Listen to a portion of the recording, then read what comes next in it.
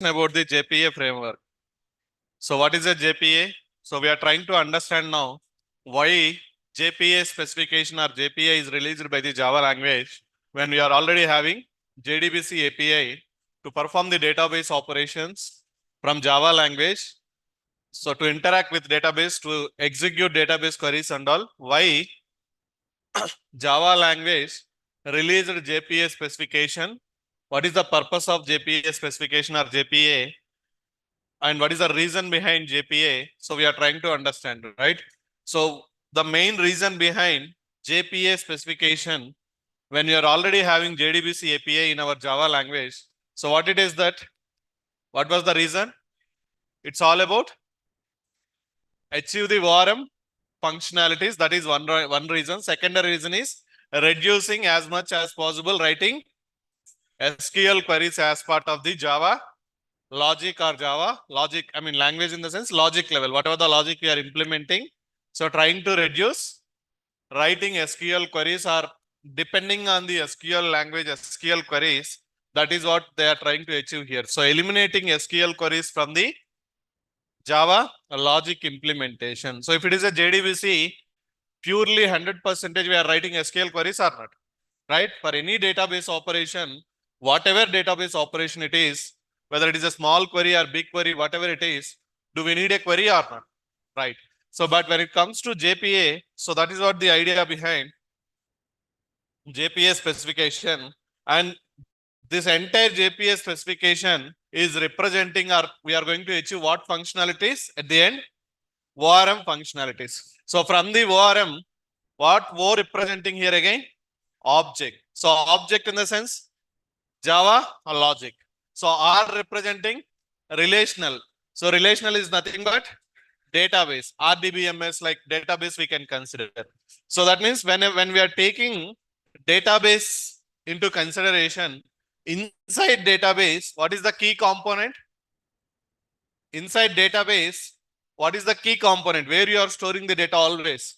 Inside the tables. Inside the table, right? So yeah, database is nothing but group of tables, right? We will create a number of tables and we will store our information. We will always operate on the tables, right? So this is what about the relational here. Mapping in the sense, so somehow we are making a relation between or mapping in between Java language versus database. So when we are just again internally Java object versus the table data. Java, so inside Java language, how you guys will store the data? So leave about SQL or maybe database. If it is pure Java, if it is Java, how will you store the data inside Java? In which component you will store? Object, right? Definitely object. So when you are creating an object, inside that you will have properties. Then inside the properties, you will set the values. So that means every time we are setting values or storing values inside an object, Java, right? So now similarly, that's why they give an object. At the end, data is storing inside the Java in object level. At the end, database level, the data is storing at where? Inside the table. So inside the table, what you are returning? N number of, I mean, we are inserting n number of records, right? 1, 2, 3, something like that. We will always have one table and we are going to return, we are going to insert any number of n number of records, like, right? So in one table, can we insert many records or not? Yes. So I'll come back that point now. So this is all comes under the ORM mapping point of view. So, and one more thing is reducing the SQL logic from the Java logic. That is also one of the reason.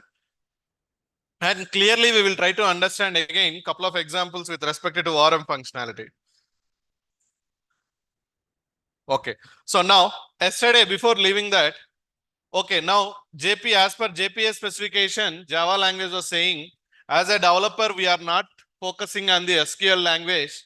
We are not depending on the SQL language. We are just trying to make sure everything Java logic level, but still database operation should be happen. So that is what the JPA idea here it is. So then, but at the same time, database is going to understand.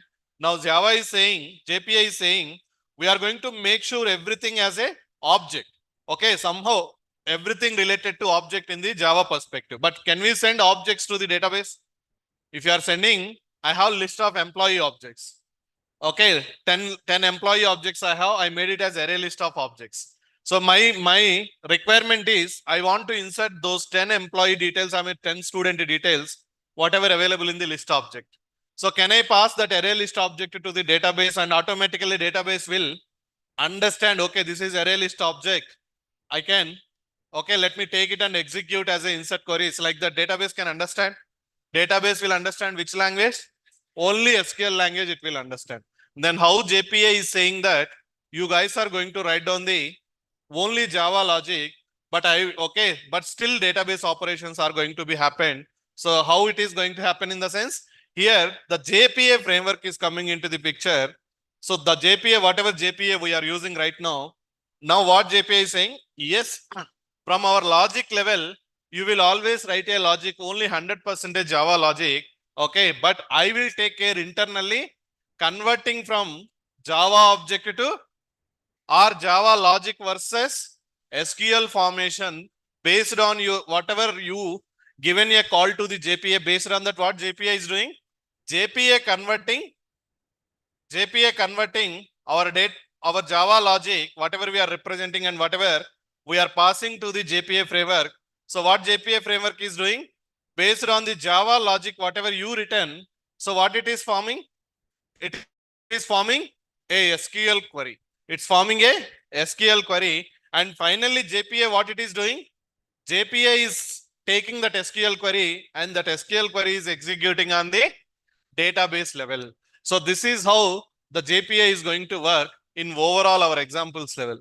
So that means as a developer, for example, now I have one more requirement. See, this is all about ORM mapping. I'll give you one or two examples right now. It will give you a clear picture now. So again,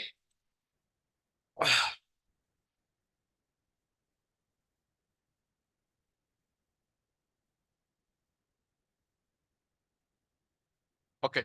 So for example, my requirement is insert employee information. So generally in JDBC, what we will do immediately? If it is JDBC, we will write down a insert query first of all, right? We will prepare a insert query, and based on that insert query, we will write down the positional parameters and we will write down our Java logic, execute update, or maybe if it is Spring JDBC also, you need to call JDBC template dot update method. But here you need a query or not. If it is JDBC, whether it is a Java JDBC or Spring JDBC, right? But when it comes to JPA framework point of view, what JPA is saying, okay, so now when you are writing the Java logic and whenever you want to perform insert operation, so whatever the data you want to pass, for example, I have the employee information 1 and followed by name is Dilip, salary is like 1 lakh, and I given so and so details I given. I have so and so etc details I have here. Okay, so I want to insert all these things. Then what you are going to do in the JPA specification is we are going to create any SQL query in JPA specification now, but JPA is giving some rules and regulations as part of this specification. So that is what our training now, the next 2 weeks. What are the rules they given? How we are going to create an objects related to JPA framework point of view. That is what we will try to understand. So here it is saying create a employee object. So do you know how to create employee object now? Based on the above properties, for example, I have 4 columns. One is ID, second one is name, third one is salary, and fourth one is gender. Okay, these are the 4 columns I have in my table. I mean, table in the sense, yes, table perspective, I have 4 columns, and even employee perspective, I have 4 properties. Now, can you create object for the employee class or not? Yes, you will define a Pojo class. Inside Pojo class, how many properties you will maintain? 4 properties we will maintain based on the table columns, table name. Okay, so like that. And what JPA is saying, based on my logic implementation or rules, you just need to pass this employee object. For example, you created employee object with above information, and information is 1 and followed by Dilip, salary is 1 lakh and gender is something like male. I given the information. Now what JPA is saying, just give me this object, pass this object to me in the sense here, JPA framework. So once we are integrating JPA framework into our project level, once you are creating a Java object, you are handovering it to the JPA framework, and at the same time you are giving an instruction to the JPA, hey JPA, please save. Like, I mean, I'm just saying, like, you are giving a save of employee. So I given object variable name as E here. So save of E something. You are just giving a method like, okay, JPA, please save this information. Simply in a general English point of view, you are asking the JPA framework, you are passing the employee object, and you are asking the JPA framework like, please save this employee information. That's all you are doing. Now immediately JPA will understand save is nothing but what? Save in the sense, in database point of view, insert operation, obviously, right? So then immediately JPA will understand, okay, I need to perform insert operation. But which table? Okay, insert operation and all fine, but which table? So it's all about, in database level, you will have how many tables? Only one table always? No, hundreds of tables we have. So that means in which table you are going to insert, that is also we are going to make sure some JPA specification point of view, some logic we are going to write down here. In our JPA framework point of view, okay, JPA related logic we are going to implement as part of our Java logic. Okay, Java logic. Then based on that, JPA will understand, okay, this is related to employee table. Okay, and let's employee table. And what are the data available? So immediately it will create insert into employee. Okay, something like the values, whatever you given, 1 comma, Dilip comma, all these values will be inserted into. Finally, a SQL query is formed here. That's what. A SQL query is generated by whom? Yes. Based on our Java method. So immediately JPA framework is understanding, okay, I need to insert this information. So it's created which query? Insert query. So for example, assume in this object, I given you the table name also. I given you a table name also. Okay. You guys can prepare a insert query from this object or not. If I given to you and I told you,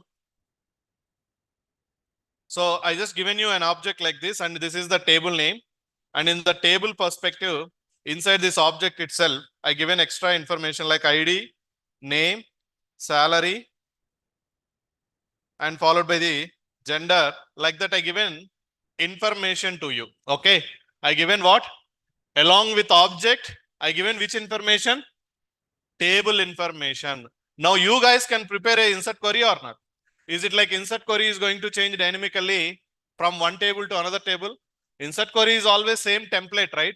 So what is the template of insert query? Insert into, so here, table name. It's always, if it is student, student. If it is employee, employee. So insert into table and followed by the values, right? So values, how can you define how many number of columns? Here I already given you 4 columns. Based on this, you guys can prepare a insert query or not. Okay, so something like ID, in place of ID 1, in place of name, Dilip, in place of salary, something 1 lakh, and in place of gender male, something like that. You guys can prepare a query or not. And now finally your SQL query is ready. Finally our SQL query is ready. So even JPA framework is doing same thing in the middle. So what JPA framework is saying, you don't write anything based on my rules and regulations. Give me a call, whether it is a save operation or delete operation. So tomorrow, if you want to delete same employee information, what you are going to do here it is, you will give a call to, hey JPA, delete by ID in the sense employee ID, assume, I will come back. So you given 1 here. So then immediately what JPA framework is going to do, which the method itself clearly representing which operation? Delete operation. Now JPA will prepare which query? Delete query. So how it will prepare the JPA query internally? From this method, can you form a query? What is delete query? Delete from table where? Employee ID, something like that. So now similarly, JPA framework will form a delete query like delete from employee where ID equal to so and so value, whatever I given. Now JPA framework converted your Java method or created, not converted, JPA framework is created a SQL query based on your Java logic or not? Yes. Now what JPA is doing? JPA is sending this SQL query to the database. Yes. So this is what the overall concept of the entire JPA specification. But how we are going to achieve all these things and all, we will try to understand. And one more thing before going into the programming. Now, okay. So here I have a employee table.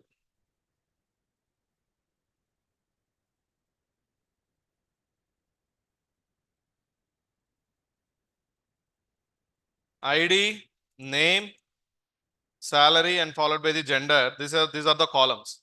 Okay, assume first Dilip is inserted.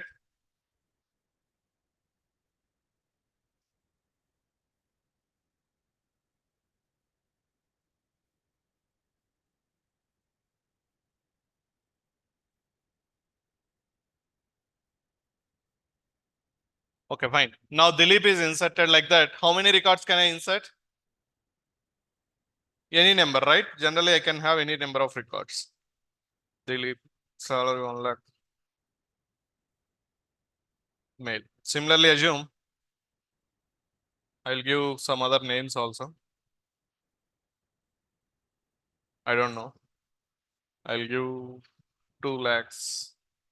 Okay, something like female candidate. So like this, how many records we can maintain? Any number of records we can maintain, right? Fine.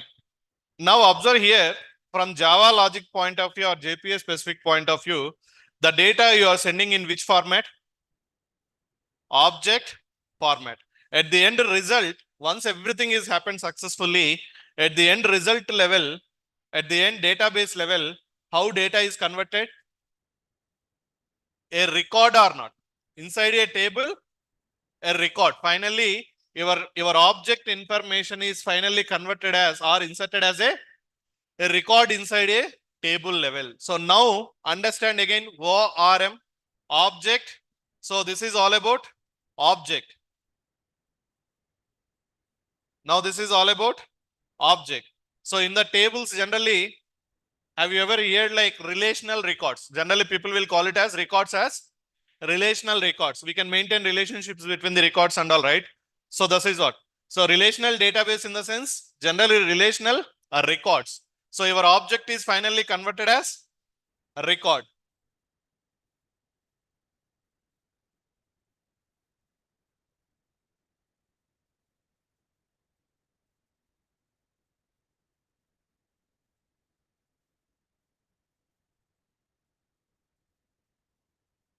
So is it clear now how what is the concept of ORM now?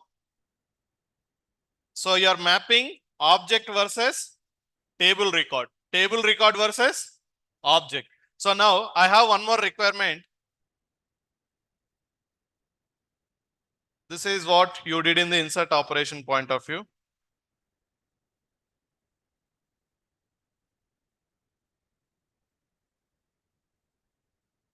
Okay, so now my requirement is this time select operation. So I given you requirement like load all employee information.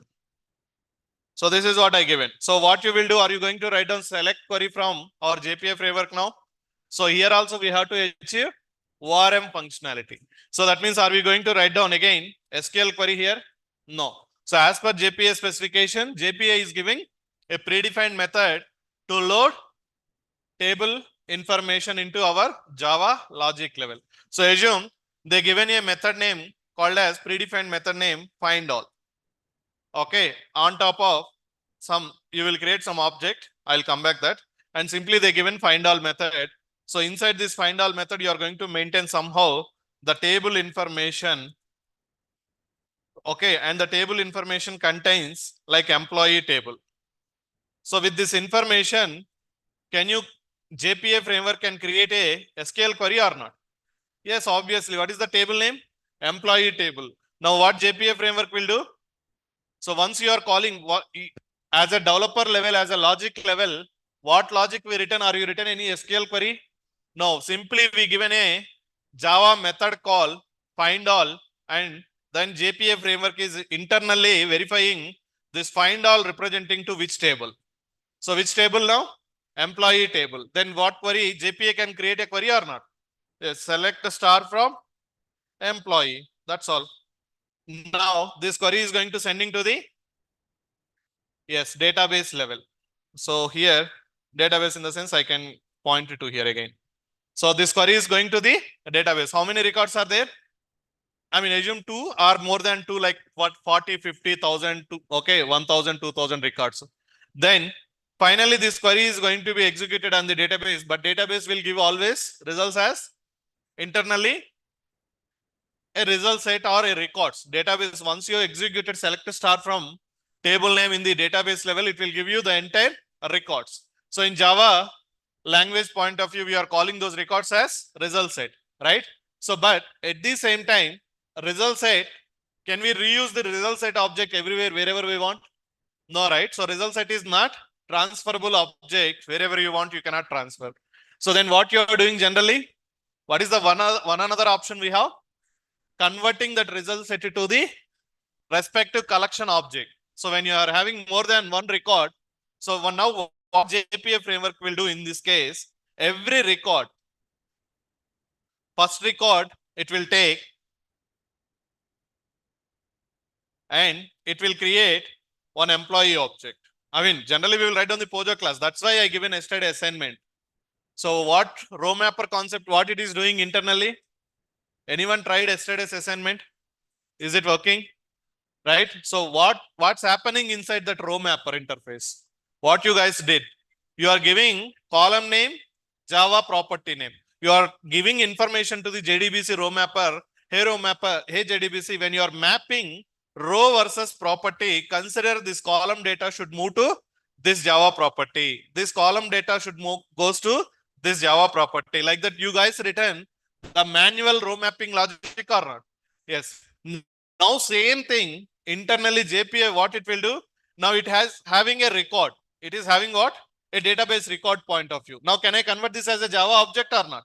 Yes. Now JPA framework is mapping this record to a single respective Pojo class object. I mean, if it is employee class, if you return employee Pojo class, then employee object. Tomorrow, if it is product table, product information, product Java class you return, then every record is converted as a product object. Now, in this case, I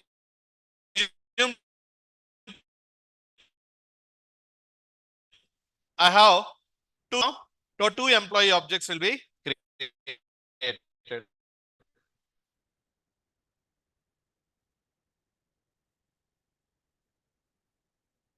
So total 2 employee objects will be created.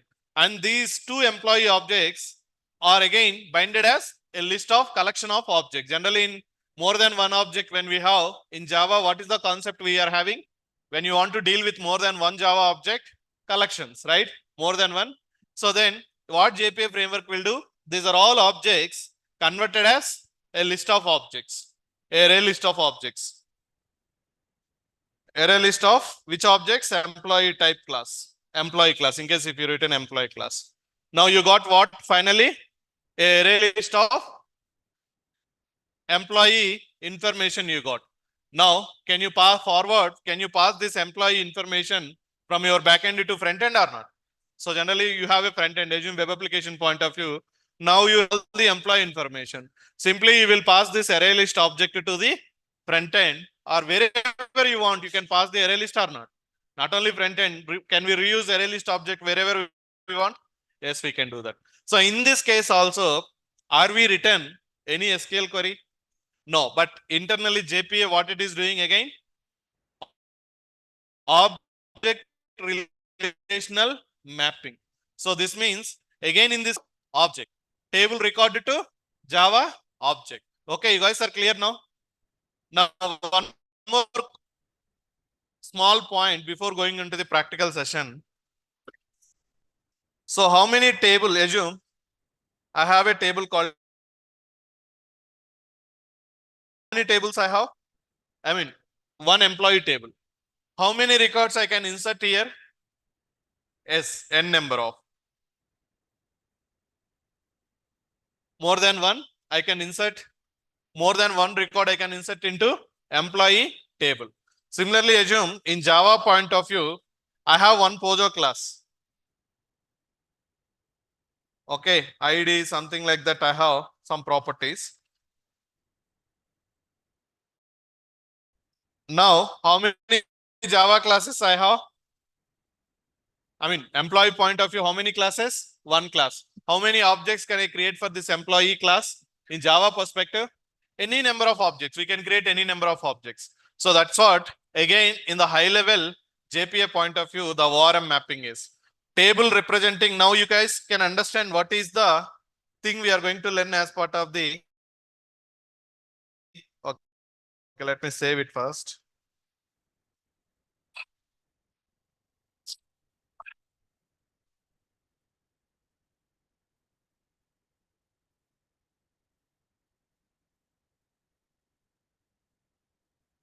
Okay, so what is the point I would like to give here? It is, now guess what you are going to do as part of our practical sessions level.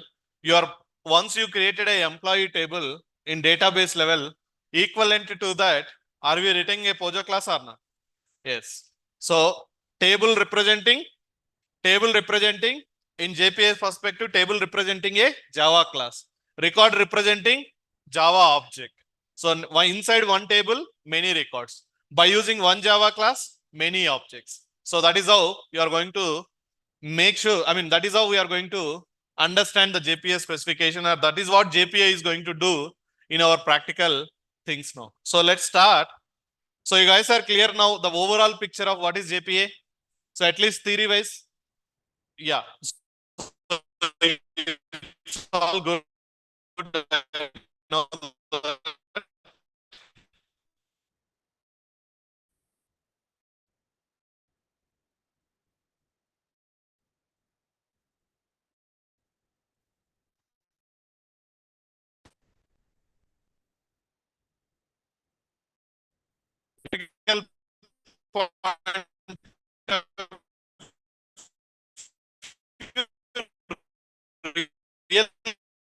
really all these things are happening or not? Practical things.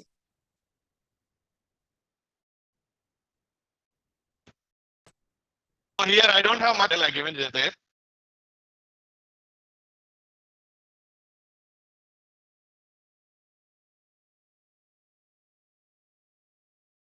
JPA application, and we will try to understand the first example very clearly. Okay, it's not that straightforwardly what we written in the JDBC like that. No, it's not like that. So there is a JPA specification in the sense JPA provided what kind of rules and regulations in the sense. So they provide a lot of predefined, okay, methods, interfaces, packages, classes, and everything. So we need to understand one by one very clearly. Then only we can achieve the entire ORM functionality without writing SQL queries. Okay, so let's take here. So that is what point what I'm trying to say here. It is theory wise, I don't have much in the running notes, but I given you in the material, just refer the material. Okay, don't expect in the class level, I'm typing lot of theory here. I will try to make sure everything as well, always in the flow diagrams oriented. I will try to give you always in a practical point of view. I will not waste your time writing theory here. Okay, and not discussing more about the practical. I will not do that. Okay. So even though you guys are expecting a lot of running notes, lot of theory here, whatever the habit you guys are having taking notes, I will not encourage that. So I will focus always material anyway. I kept everything at material. Even don't refer my material also. Try to make an habit of what? Getting things from the internet. Okay. So my material is also just like a limited scope. It's not like global scope. So global scope is nothing but you guys are having nowadays Google, you have ChatGPT, you have. So utilize those things. Okay, try if you guys want to understand JPA framework, one more, I mean, extensively. Then instead of going into my material, okay, I'm not saying like my material is everything, Bible for entire spring or whatever it is. So try to utilize the internet things. One time you can refer one or two times. Okay, what we written and all, that's fine. But after that, You just try to enhance things on the internet point of view. Then you will get very lot of ideas, lot of things and everything. Okay, so now it's all about Spring Boot. No, few people are complaining like I'm not giving a lot of points in the running notes. So it's your choice, taking while practical. If you want running notes points and all theory points here, then I need to compromise on this explanation. So even if you say this, I mean, compromise on the explanation and give me notes, I will not follow. Okay, I will follow my approach only because I know the reason. I will, whenever I am observing the students or whenever panel also, as a panel also, people are failing at practical things. Explaining at practical things, people are failing. They are explaining, yeah, I put stable line, fine. Okay, so people are failing. That's what I understood. Okay, let me give always in a practical point of view. So that's why I will keep always everything in a practical point of view, in a simple English point of view. So you just made notes from these diagrams. Then you will understand. You can make your own notes. So step by step, you need to understand this entire application setup also. So first thing is create a Spring Boot application with which module? Data JPA module.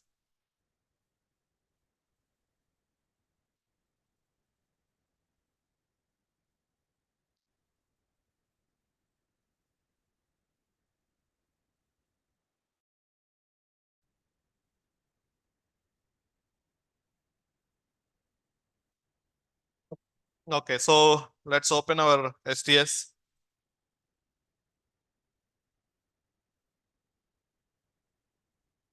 Okay, anyone of you observed Spring JDBC in internet or wherever it is, anywhere else, it's a template and everything, right?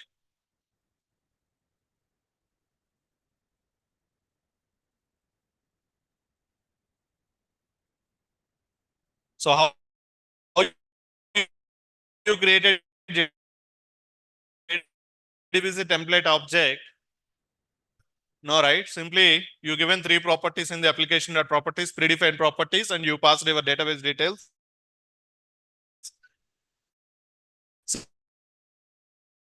Simply you did auto while, right?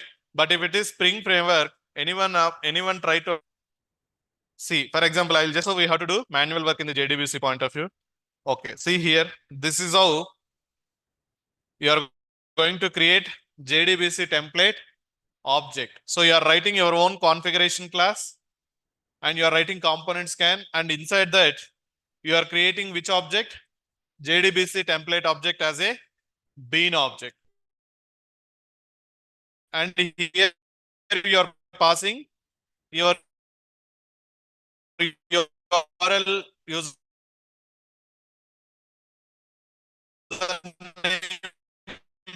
password of database as a driver manager data source object or not. So that is what. Now in Spring Boot, what they did, they automated this code, they abstracted, they taking care of all this code. Whatever the properties level you given the values, those values are going to replace in this. So they will give something like at the rate you will pass here. Internally they can create, they are creating JDBC template object. So this is one extra step you have to do if it is Spring JDBC. Other than that, any other steps you are going to see difference. See now, pointer or not, row mapping. That's why I told you it's already there in the material.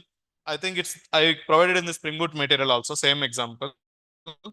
But if you observe here, same logics are not. JDBC template object, you are auto wiring.